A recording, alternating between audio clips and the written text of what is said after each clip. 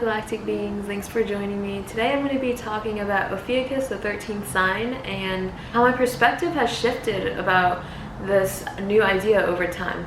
The first time I heard about Ophiuchus, I believed that it was a conspiracy hoax that was started by NASA to make people discredit astrology or say that this ancient system was wrong.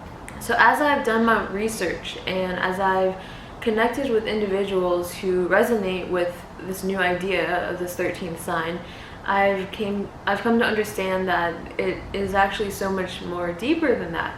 And Ophiuchus is actually the goal of astrology. So 13, if you don't know, is the number of the divine feminine. It is one of the most powerful manifestation numbers, as well as it's the number of creation. So there's 13 moon cycles in a year, and the moon moves through each sign approximately 13 degrees every day.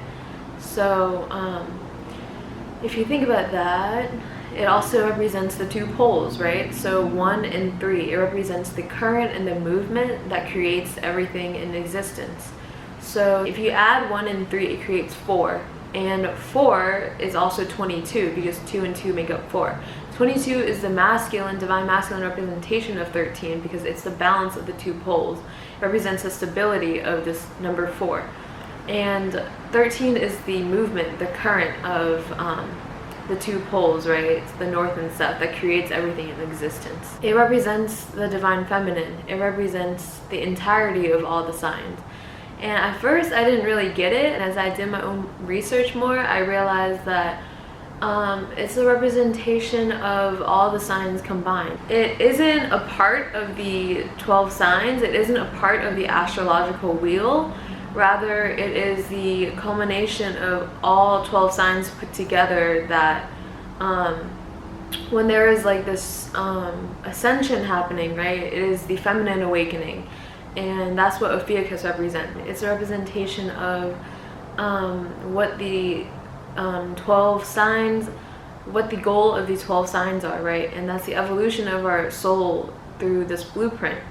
And ultimately the goal is to activate all 12 strands of your DNA, and DNA activation happens in pairs, right? So Ophiuchus is the twin snakes, and it's like the two snakes that create the 13. So when all 12 strands are activated, you become the 13.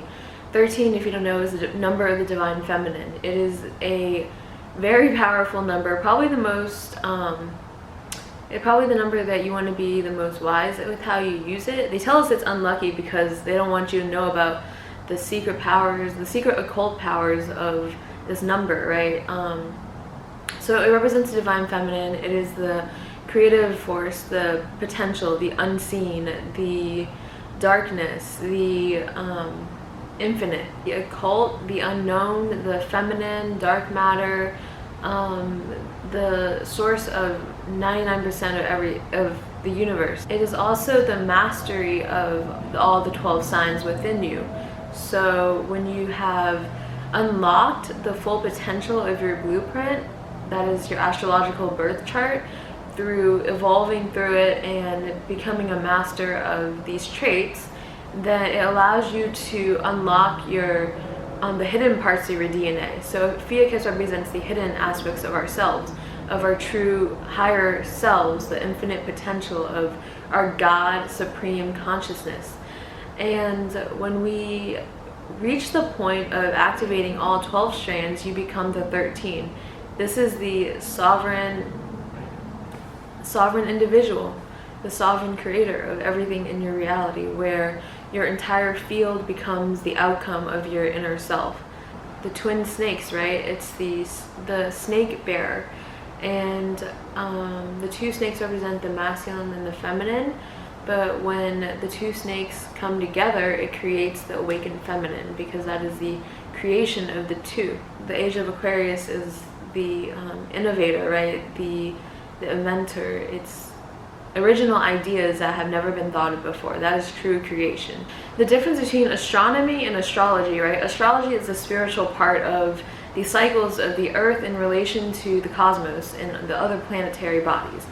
whereas astronomy is the scientific NASA perspective of the planets and stuff. And the first time I heard about Ophiuchus was from an astronomy perspective. So in my mind, I thought it was like the flat earth thing. I said it was definitely a conspiracy, that was a hoax that was made up by NASA to deceive people. The constellation itself is directly across the sky from Orion's belt. This is something I found out. And if you don't know, Orion's belt is directly aligned with the Great Pyramids in Egypt. So the Syrians played a huge part in building of the pyramids in ancient Egypt, ancient Kemet back in the day.